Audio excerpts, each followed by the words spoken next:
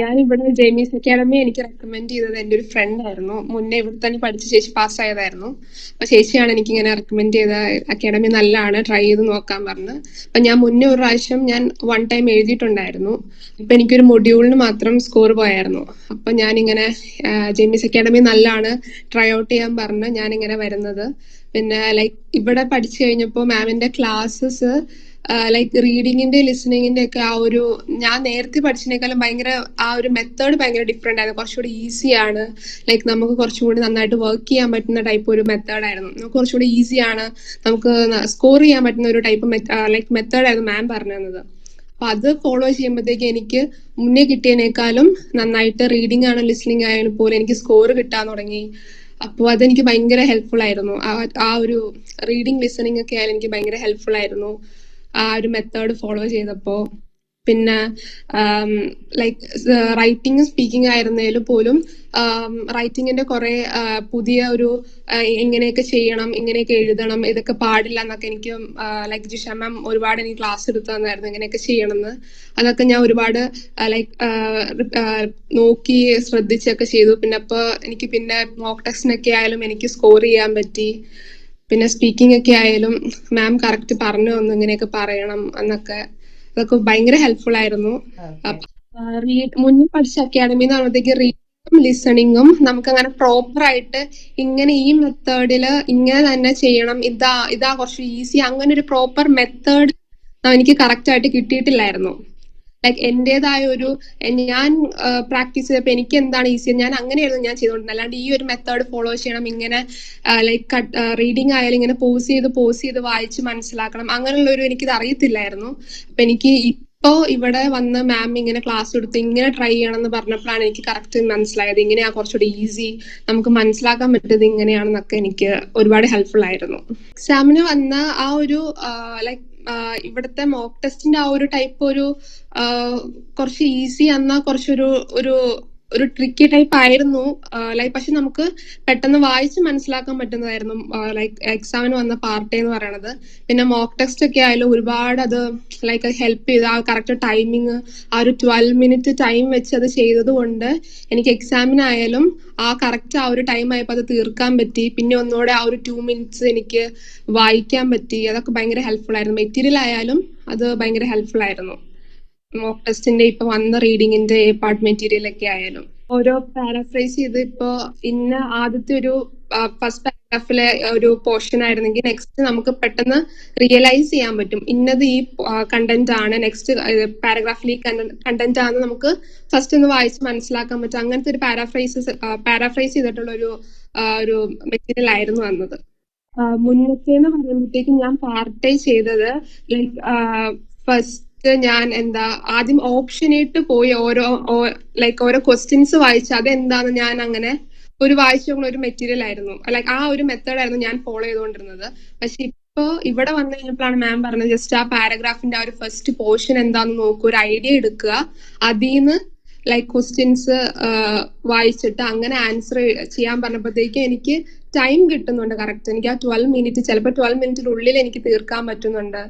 അപ്പൊ എനിക്ക് ആ ഒരു 50 നേരത്തെ ടെൻഷൻ ആയിരുന്നു ലൈക്ക് 50 മിനിറ്റ്സ് ചെയ്യാൻ പറ്റുമോ, എല്ലാം അറ്റൻഡ് ചെയ്യാൻ പറ്റുമോ എന്നൊക്കെ. പക്ഷെ എനിക്ക് ഈ ഒരു മെത്തേഡ് ഫോളോ ചെയ്തപ്പോൾ കറക്റ്റ് എനിക്ക് ടൈം കിട്ടുന്നുണ്ട്. 12 മിനിറ്റ് എനിക്ക് മതി ചെയ്യാൻ. പിന്നെ ബാക്കി എനിക്ക് ടൈം എനിക്ക് ഒന്നുകൂടെ റീഡ് ഔട്ട് ചെയ്യാനുള്ള സമയം കിട്ടുന്നുണ്ട്. അതുകൊണ്ട് ഈ മെത്തേഡ് ഭയങ്കര ഹെൽപ്ഫുൾ ആയിരുന്നു. ലൈക്ക് മാം പറഞ്ഞ പോലെ ലൈക്ക് ലിസണിങ് റീഡിങ്ങിനാണ് ഇങ്ങനത്തെ ക്വസ്റ്റ്യൻസ് വരും, ഇതുപോലെയാണ് വായിക്കേണ്ടതെന്നുള്ള ഒരു ഐഡിയ ആയിരുന്നു. സത്യം പറഞ്ഞ എനിക്ക് ഈ ക്ലാസ് കഴിഞ്ഞപ്പോഴാണ് എനിക്ക് മനസ്സിലായി ഇങ്ങനെയൊക്കെയാണ് ക്വസ്റ്റ്യൻസ് വരുന്നത്, അപ്പൊ നമുക്ക് ഇങ്ങനെയൊക്കെ വായിക്കാന്നുള്ള രീതിയിലാണ് എനിക്ക് മനസ്സിലായി. പിന്നെയാണ് ഞാൻ അത് അങ്ങനെ അത് വായിച്ച് മനസ്സിലാക്കി ഇതെങ്ങനെ വായിക്കാം, അപ്പോൾ നമുക്ക് ആൻസർ കിട്ടത്തുള്ളൂ, കുറച്ച് പോസ് ചെയ്ത് മനസ്സിലാക്കി വായിച്ച് പിന്നെ അതിന്റെ ഞാൻ ടൈം കൂട്ടാൻ തുടങ്ങി. ലൈക്ക് ആദ്യമൊക്കെ കുറച്ച് സ്ലോ ആയിരുന്നു ഇങ്ങനെ സെന്റൻസ് പോസ് ചെയ്ത് വായിക്കുമ്പോൾ. പിന്നെ അത് പ്രാക്ടീസ് ചെയ്ത് അതിന് പിന്നെ ടൈം കൂട്ടി അങ്ങനെയൊക്കെ. അപ്പൊ അങ്ങനെ ചെയ്യുമ്പോഴത്തേക്ക് നമുക്ക് സെന്റൻസ് മനസ്സിലാക്കാൻ പറ്റുന്നുണ്ട്, അപ്പൊ കറക്റ്റ് നമുക്ക് ആൻസർ ഇട്ട് പെട്ടെന്ന് എത്താൻ പറ്റുന്നുണ്ട്. കിടന്നുണ്ടെങ്കിൽ നമുക്ക് ആ ഒരു പ്രോപ്പർ മെത്തേഡ് എന്താന്ന് പറഞ്ഞു തന്നിട്ടില്ലായിരുന്നു. ഇങ്ങനെ വായിക്കണം, ഇങ്ങനെയാണ്, അങ്ങനെയുള്ള ഒരു ഐഡിയ എനിക്കില്ലായിരുന്നു. പക്ഷെ ഇവിടെ വന്നപ്പോ കറക്റ്റ് അങ്ങനത്തെ ആ ഒരു മെത്തേഡ് മനസ്സിലായി. പിന്നെ എക്സാമിന് അറ്റൻഡ് ചെയ്തപ്പോഴായാലും ആ കറക്റ്റ് മാം ക്ലാസ് എടുത്തതിന്റെ നമുക്ക് ആ ഒരു പോയിന്റ്സ് നമുക്ക് ശരിക്കും ഓർമ്മ വരും. ലൈക്ക് മാം അന്ന് പറഞ്ഞ കാര്യങ്ങൾ ഇങ്ങനെയൊക്കെ, ഇത് ഇങ്ങനെയാണ് കണക്ട് ചെയ്യേണ്ടത്, ഇതിങ്ങനെയാണ് വായിക്കേണ്ടത് എന്നൊക്കെ കറക്റ്റ് ആ ടൈം നമുക്ക് മനസ്സിലാവും. അപ്പൊ അങ്ങനെ നമുക്ക് ഓർമ്മ വരുന്നതുകൊണ്ട് നമുക്ക് ഈസിയാണ് കുറച്ചുകൂടെ ചെയ്യാൻ വേണ്ടി. ക്ലാസ്സസ് ഒക്കെ ഭയങ്കര മനസ്സിലാവുന്ന കാരണം മാം പറഞ്ഞു കഴിഞ്ഞാലും നമുക്ക് ലൈക്ക് നമുക്കിനി ഡൗട്ട് ഉണ്ടെങ്കിൽ ചോദിക്കാനുള്ള ഒരു ഓപ്ഷൻ ഉണ്ടായിരുന്നു. അത് കറക്റ്റ് മാം പറഞ്ഞു തരുമായിരുന്നു. ലൈക്ക് എന്തുണ്ടെങ്കിലും ചോദിക്കാം, എന്ത് ഡൗട്ട് ഉണ്ടെങ്കിലും ചോദിക്കാം. ഇപ്പൊ നമുക്കിപ്പൊ മാം ചിലപ്പോൾ ഉത്തരം നമുക്ക് കിട്ടിയിട്ടുണ്ടാവില്ല. അപ്പൊ നമുക്കത് ഇപ്പൊ അത് അറിയണമെങ്കിൽ തന്നെ മാമിന്റെ അടുത്ത് ഡയറക്റ്റ് ചോദിച്ചു കഴിഞ്ഞാൽ മാം അത് വീണ്ടും അത് എടുത്തു തരും, അത് മനസ്സിലാക്കി തരും. അതൊക്കെ ഭയങ്കര നല്ലതായിരുന്നു. അപ്പൊ ചോദിക്കാനുള്ള നമുക്ക് ആ ഒരു ബുദ്ധിമുട്ടില്ലായിരുന്നു. എല്ലാം ഓപ്പൺ ആയിട്ട് പറഞ്ഞുതരും. എന്തുണ്ടെങ്കിലും ആ ഒരു ഫ്രീ ഒരു എൻവയോൺമെന്റ് ആയിരുന്നു. നമുക്കത് ചോദിക്കാം, അങ്ങനെ എല്ലാം റിപ്പീറ്റ് ചെയ്ത് പറഞ്ഞു തരും. അതുകൊണ്ട് അതൊക്കെ ഭയങ്കര ഹെൽപ്ഫുൾ ആയിരുന്നു. ലൈക്ക് പഠിക്കാനൊക്കെ ആയാലും ക്ലാസ് ഒക്കെ മനസ്സിലാക്കാനൊക്കെ ആയാലും ആ ഒരു ബുദ്ധിമുട്ടുണ്ടായിരുന്നല്ലേ. സ്കിൽ കോഴ്സിലും ഡിഫറൻസ് എന്താന്ന് വെച്ചാൽ ലൈക്ക് കൂടെ ചെയ്യുമ്പോഴത്തേക്കും നമുക്കത് എങ്ങനെയാ കറക്റ്റ് അത് ചെയ്യേണ്ടത്, കറക്റ്റ് അത് എങ്ങനെയാ ആൻസർ നോക്കേണ്ടത് എന്നുള്ള ഒരു ഐഡിയ നമുക്ക് കിട്ടും. അപ്പൊ നമുക്ക് ഒറ്റയ്ക്ക് ചെയ്യുമ്പോഴത്തേക്കെന്ന് പറയുമ്പോൾ നമ്മൾ നമുക്ക് പെട്ടെന്ന് ആ ഒരു ടൈമിൽ നമുക്ക് ആൻസർ കിട്ടാൻ വേണ്ടി നമ്മൾ അങ്ങ് വായിച്ചങ്ങ് വിട്ട് ചിലപ്പോൾ ആ ഊഹത്തിന് നമ്മൾ ആൻസർ ഇട്ട് പോകുന്നതായിരിക്കും, ഇതായിരിക്കും എന്നുള്ളൊരു ഇതിനകത്ത്. പക്ഷെ മാമിന്റെ ഒപ്പം ചെയ്യുമ്പോൾ മാം ആ ഒരു കറക്റ്റ് മെത്തേഡ് മനസ്സിലാക്കുന്നത്, ഇങ്ങനെയാണ് ആൻസർ വരുന്നത്, ഇങ്ങനെയാണ് അത് വായിക്കേണ്ടതെന്ന് പറയുമ്പോഴത്തേക്കും നമുക്ക് ഡൗട്ട് ഇല്ലാണ്ട് നമുക്കൊരു ആൻസർ നമുക്ക് എടുക്കാൻ പറ്റും. അതാണ് എനിക്ക് ഭയങ്കര ഡിഫറൻസ് ആയിട്ട് തോന്നിയത്. ഫ്രണ്ടിന്റെ അടുത്ത് ഞാനിങ്ങനെ റെക്കമെൻഡ് ചെയ്യുകയാണെങ്കിൽ ഞാനിപ്പോ എനിക്കൊരു കോൺഫിഡന്റ് ആയിട്ട് എനിക്ക് പറയാൻ പറ്റും. ഇപ്പൊ നിങ്ങൾക്ക് എന്താണ് OET എങ്ങനെ പഠിക്കണം, അതിനൊരു പ്രോപ്പർ മെത്തേഡ് എന്താണ്, ഇപ്പൊ നിങ്ങൾ എത്ര ട്രൈ ചെയ്തിട്ടും സ്കോർ കിട്ടുന്നില്ലെങ്കിൽ നിങ്ങൾക്ക് തീർച്ചയായിട്ടും ലൈക്ക് ജെയ്മീസ് അക്കാഡമിയിട്ട് വരാൻ. കാരണം കറക്റ്റ് ആയിട്ട് എങ്ങനെയാണ് അത് പ്രോപ്പർ ആയിട്ട് വായിക്കേണ്ടത്, എങ്ങനെയാണ് അത് സ്കോർ ചെയ്യേണ്ടത്, നമുക്കൊരു ഡൗട്ട് ഇല്ലാണ്ട് നമുക്കത് കറക്റ്റ് ആയിട്ട് നമുക്ക് കിട്ടും. ലൈക്ക് ആ പ്രോപ്പർ മെത്തേഡ് നമുക്ക് മനസ്സിലാക്കാൻ പറ്റും. ചിലപ്പോൾ ചില അക്കാഡമീസ് ചിലപ്പോൾ അത് ലൈക്ക് ചിലപ്പോൾ അത് പറഞ്ഞ് തരത്തുണ്ടാവത്തില്ല. പക്ഷെ ഇവിടെ എനിക്ക് വന്നു കഴിഞ്ഞപ്പോൾ എനിക്ക് എന്താണ്, എങ്ങനെയാണ് ഓരോ മൊഡ്യൂള് ഫേസ് ചെയ്യേണ്ടത്, അതൊക്കെ എനിക്ക് കറക്റ്റ് ആയിട്ട് മനസ്സിലായി.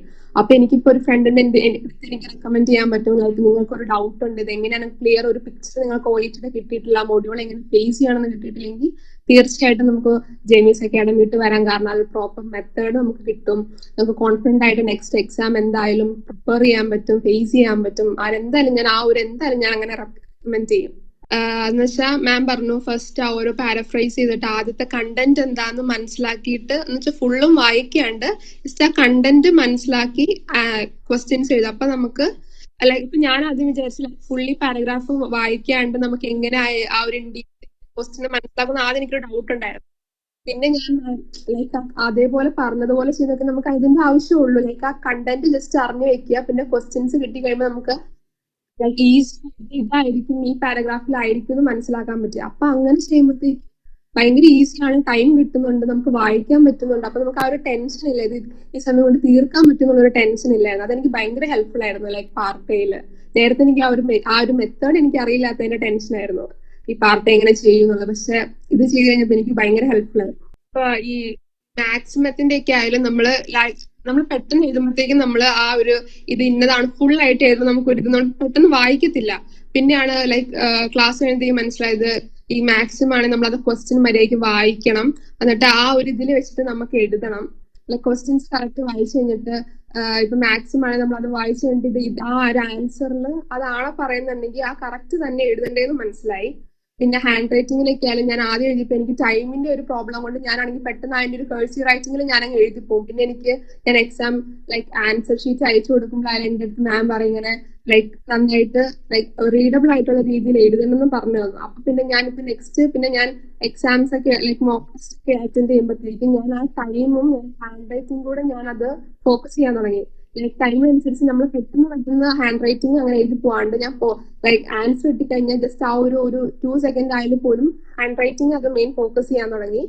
അപ്പൊ അങ്ങനെ എല്ലാം കൂടി കറക്റ്റ് നമുക്ക് ടൈമിനും കിട്ടി, എല്ലാം വായിക്കാനും പറ്റി, ഹാൻഡ് റൈറ്റിംഗ് ഓക്കെ ആക്കാൻ പറ്റി, എല്ലാം ഓക്കെ ആയി വന്നു. ഇപ്പൊ റീഡിങ്ങിന്റെ ഈ ബി പാർട്ടും സി പാർട്ടൊക്കെ ആയാലും നമ്മുടെ എക്സ്ട്രാക്ട് നമ്മൾ വായിക്കുമ്പോഴത്തേക്കും ലൈക്ക് മാം പറഞ്ഞത് എങ്ങനെയാന്ന് വെച്ചാൽ നമുക്ക് ലൈക്ക് ഫുള്ളി എല്ലാ മീനിങ്ങിന്റെ അർത്ഥം അറിയണമെന്നില്ല. പക്ഷെ നമുക്ക് ആ ഒരു വായിക്കുമ്പോഴത്തേക്ക് നമുക്ക് ഒരു ഐഡിയ കിട്ടും. നമുക്ക് ആ ഐഡിയ ആണ് നമുക്ക് ഇമ്പോർട്ടന്റ്, ഒരു ആൻസർ ആയിട്ട് നമുക്ക് പോയിന്റ് ഔട്ട് ചെയ്യാൻ വേണ്ടി. അപ്പൊ നമുക്ക് ഇപ്പോൾ ചിലപ്പോൾ ഒരു സെന്റൻസ് വായിക്കുമ്പോഴത്തേക്ക് ആ ഒരു സെന്റൻസ് ചിലപ്പോൾ ഒരു വേർഡ് നമുക്ക് അറിയത്തില്ലെങ്കിൽ നമ്മള് അത് ചിലപ്പോൾ അതിന് ഫുള്ളി ഇമ്പോർട്ടൻസ് വേണ്ടായിരിക്കും. പക്ഷെ ആ സെന്റൻസ് വായിക്കുമ്പോൾ നമുക്ക് അതിന്റെ ആൻസർ കിട്ടും. അപ്പൊ എനിക്ക് പറയാനുള്ളതെന്ന് വെച്ചാൽ നമുക്കിപ്പോ എല്ലാ വേർഡ്സ് അറിയണമെന്നില്ല. എല്ലാം അങ്ങനെ ലൈക്ക് എല്ലാ വേർഡ്സ് അറിഞ്ഞു വെച്ച് നമ്മൾ റീഡിങ്ങിന് അങ്ങനെ പോണെന്ന് ഞാൻ ലൈക്ക് അങ്ങനെ പോണെന്നുള്ളൊരു കൺസെപ്റ്റ് എനിക്ക് മാറി കിട്ടി. കാരണം ഒരു ലൈക് മാം പറഞ്ഞു തന്നായിരുന്നു ഇങ്ങനെ റീഡിങ് വായിക്കുമ്പോഴത്തേക്ക് ആ സെന്റൻസിന്റെ ഐഡിയ മതി, ഐഡിയന്ന് നമുക്ക് ആൻസർ കിട്ടും. അപ്പൊ അങ്ങനെ ഇപ്പൊ വായിച്ചപ്പോഴായാലും അങ്ങനെ വായിച്ചപ്പോഴൊക്കെ ആയാലും നമുക്ക് കോൺഫിഡന്റ് ആയ ഒരു ആൻസർ, ആ ഒരു ലൈക് സെന്റൻസിൽ നിന്ന് വായിച്ചൊരു ആൻസർ കിട്ടാനുള്ള ഒരു ലൈക് ഒരു കോൺഫിഡൻസ് കിട്ടി. ഡൗട്ടിലാണ് ഒരു ആൻസർ ചൂസ് ചെയ്യാനുള്ള ഒരു കോൺഫിഡൻസ് കിട്ടി, ലൈക് മാം പറഞ്ഞു തന്ന മെത്തേഡ് വഴി. റൈറ്റിങ്ങിന് എനിക്ക് ജിഷ മാം ആയിരുന്നു എടുക്കുന്നത്. മാം ആയാലും ഇപ്പൊ ഞാനിപ്പോ ഒരു ലെറ്റർ എഴുതി കഴിഞ്ഞ് മാം അത് മാം ആദ്യം ഇവാലുവേറ്റ് ചെയ്തിട്ട് എന്നിട്ട് ഇന്ന മിസ്റ്റേക്ക് ഓരോ സെന്റൻസ് വൈസ് ഇങ്ങനെ എഴുതണം. എനിക്ക് ഏറ്റവും മെയിൻ പ്രോബ്ലം എനിക്ക് ആർട്ടിക്കിളിന്റെ പ്രോബ്ലം ആയിരുന്നു. ആർട്ടിക്കിൾ എനിക്ക് ഈ സെന്റൻസിലേക്ക് ആദ്യം എനിക്ക് അത്ര അറിയത്തില്ലായിരുന്നു. എനിക്ക് കുറെ മിസ്റ്റേക്ക് തന്നെ ആ കാര്യത്തിലായിരുന്നു. പിന്നെ മാം എനിക്ക് പറഞ്ഞു തന്നു ഇവിടെ ഇന്നത് ഈ ആർട്ടിക്കിൾ ചേർക്കണം, ഇന്നതൊക്കെ എഴുതണം, ഒരു സെന്റൻസ് എങ്ങനെ കൺസ്ട്രക്ട് ചെയ്യണം. ഒരു ലെറ്റർ വായിച്ചു കഴിഞ്ഞാൽ ഫസ്റ്റ്ലി നമ്മൾ അതൊരു സ്റ്റോറി പോലെ മനസ്സിലാക്കിയിട്ട് നമ്മളൊരു എഴുതുമ്പോഴായാലും നമ്മളൊരു 40 നമുക്ക് കിട്ടും. ഒരു 5 മിനിറ്റ്സ് അതൊരു ലെറ്റർ ചെയ്യാൻ ആദ്യം പഠിക്കണം. ഒരു സ്റ്റോറി പോലെ നമുക്ക് മനസ്സിലാക്കിയിട്ട് അതൊരു ഓർഗനൈസ് ചെയ്യാൻ പഠിക്കണം. എന്നിട്ട് ലെറ്റർ എഴുതണം എന്ന് എനിക്ക് പറഞ്ഞു തന്നു. അതൊക്കെ ഭയങ്കര ഹെൽപ്ഫുൾ ആയിരുന്നു. ഞാനിപ്പോ എക്സാം എഴുതുമ്പോഴായാലും നമുക്ക് 45 മിനിറ്റ്സിൽ 5 മിനിറ്റ്സ് ഞാൻ വായിച്ചു, ബാക്കിയുള്ള 40 മിനിറ്റ്സിൽ പിന്നെ ഞാൻ 5 മിനിറ്റ്സ് വായിച്ച് ഞാനത് ഓർഗനൈസ് ചെയ്തിട്ടാണ് ഞാനത് ലെറ്റർ എഴുതിയത്. അതൊക്കെ എനിക്ക് ഭയങ്കര ഹെൽപ്ഫുൾ ആയിരുന്നു ശരിക്കും. പിന്നെ സ്പീക്കിംഗ് ആയാലും മാം ലൈക്ക് നമുക്ക് ആ ഒരു ടെൻഷൻ ഇല്ലാത്തൊരു എൻവയോൺമെന്റ്, എന്തെങ്കിലും ലൈക്ക് ഓപ്പൺ ആയിട്ട് നമുക്ക് ലൈക്ക് ഡൗട്ട് ചോദിക്കാം, മാമിന്റെ അടുത്ത് എന്തും ചോദിക്കാം. ഇന്ന സ്പീക്കിങ്ങിൽ എന്ത് ഡൗട്ട് ഉണ്ടെങ്കിലും ചോദിക്കും. മാം അത് കറക്റ്റ് ആയിട്ട് ഇങ്ങനെയൊക്കെ സ്പീക്ക് ചെയ്യണം, അവരുടെ അടുത്ത് എങ്ങനെ അപ്പിയർ ചെയ്യണം, ടെൻഷൻ ഇല്ലാണ്ട് ലൗഡായിട്ട് പറയണം, അങ്ങനെയൊക്കെ എനിക്ക് പറഞ്ഞു തന്നു. അതൊക്കെ ഭയങ്കര ഹെൽപ്ഫുൾ ആയിരുന്നു. നിങ്ങൾക്ക് ചിലപ്പോൾ അത് സ്കോർ ചെയ്യാൻ പറ്റാതെ നിങ്ങൾക്ക് ഒരു മൊഡ്യൂൾ ഭയങ്കര പാടായിട്ട് തോന്നുന്നത് നിങ്ങൾക്ക് ചിലപ്പോൾ ആ ഒരു മെത്തേഡ് അറിയില്ലാത്തതുകൊണ്ടാവാം. ലൈക്ക് നമുക്ക് ആ ഒരു OETയുടെ നമ്മുടെ 4 മൊഡ്യൂൾസിന്റെ ആ ഒരു മെത്തേഡ് കിട്ടിക്കഴിഞ്ഞാൽ നമുക്ക് ഈസിയാണ്. അപ്പൊ നമുക്ക് പിന്നെ ഇന്ന ഒരു ഏത് മൊഡ്യൂളിൽ നമുക്കത് പാടാണ്, നമുക്ക് കിട്ടുന്നില്ല, മനസ്സിലാവുന്നില്ല എന്ന ആ ഒരു ബുദ്ധിമുട്ട് നമുക്ക് മാറി കിട്ടും. അതെങ്ങനെയാണ് പഠിക്കേണ്ടത്, അതെങ്ങനെ സ്ട്രക്ചർ ഔട്ട് ചെയ്യണം, അതെങ്ങനെ നമുക്ക് മനസ്സിലാക്കണം, ഒരു ഐഡിയ നമുക്ക് പ്രോപ്പർ ആയിട്ട് കിട്ടിക്കഴിഞ്ഞാൽ നമുക്കത് ഈസിയാണ്. സത്യം പറഞ്ഞാൽ എനിക്കൊക്കെ ആദ്യം ലൈക്ക് OET കേൾക്കുമ്പോൾ ഈ മൊഡ്യൂൾ ഞാൻ എങ്ങനെ എഴുതിയെടുക്കും, ഇത് പാടാണ്, ടഫാന്നൊക്കെ ഒരു മെന്റാലിറ്റി ആയിരുന്നു എനിക്ക്. പക്ഷെ ഇവിടെ വന്നു കഴിഞ്ഞാൽ ഒരു പ്രോപ്പർ മെത്തേഡ് എന്താന്ന് എനിക്ക് ഫുള്ളി കിട്ടിക്കഴിഞ്ഞപ്പോഴാണ് എനിക്ക് മനസ്സിലായത് ഈസിയാണ്, നമ്മളെ കൊണ്ട് അത് പറ്റും, പ്രാക്ടീസ് ചെയ്താൽ നമുക്ക് എന്തായാലും നമ്മളെ കൊണ്ട് പറ്റും എന്നുള്ള ഒരു ഐഡിയ എനിക്ക് കിട്ടിയത്.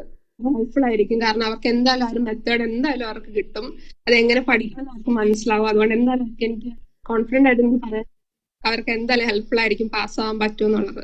എനിക്ക് ഭയങ്കര ഹെൽപ്ഫുൾ ആയിരുന്നു ക്ലാസ്. എനിക്ക് ആ ഒരു എന്താ മെത്തേഡ് എന്ന് അറിയില്ലാത്തതിന്റെ ഒരു ബുദ്ധിമുട്ടായിരുന്നു എനിക്ക്. പക്ഷെ എനിക്ക് ഇവിടെ വന്നു കഴിഞ്ഞപ്പോൾ എനിക്കത് മാറി, കറക്റ്റ് ആയിട്ട് എനിക്ക് ഒരു ഐഡിയ കിട്ടി കഴിഞ്ഞപ്പോൾ പിന്നെ എനിക്ക് പ്രാക്ടീസ് ചെയ്യാന്നുള്ളതായിരുന്നു. പിന്നെ എല്ലാ ദിവസവും ഞാൻ ഒരു പർട്ടിക്കുലർ ടൈം എടുത്തു, അത് പ്രാക്ടീസ് ചെയ്തു. അങ്ങനെ വന്നപ്പോൾ എനിക്ക് എക്സാം ആണെങ്കിൽ എനിക്ക് നന്നായിട്ട് അറ്റൻഡ് ചെയ്യാൻ പറ്റും. ഭയങ്കര ഹെൽപ്ഫുൾ ആയിരുന്നു എനിക്ക്. ലൈക്ക് റീഡിങ് ലിസണിങ് ആയാലും റൈറ്റിംഗ് സ്പീക്കിംഗ് ആയാലും ലൈക്ക് ഭയങ്കര ഹെൽപ്ഫുൾ ആയിരുന്നു. ക്ലാസ്സസ് ഒക്കെ ഭയങ്കര ഇൻഫോർമേറ്റീവ് ക്ലാസ്സസ് ആയിരുന്നു. എല്ലാ ദിവസവും ലൈക്ക് ക്ലാസ്സസ് അറ്റൻഡ് ചെയ്യും, ഞാൻ അത് നോട്ട് ചെയ്ത് വെക്കും, ഓരോ ഇമ്പോർട്ടന്റ് കാര്യങ്ങൾ, എനിക്ക് അറിയാത്ത കാര്യങ്ങളൊക്കെ. Thank you so much.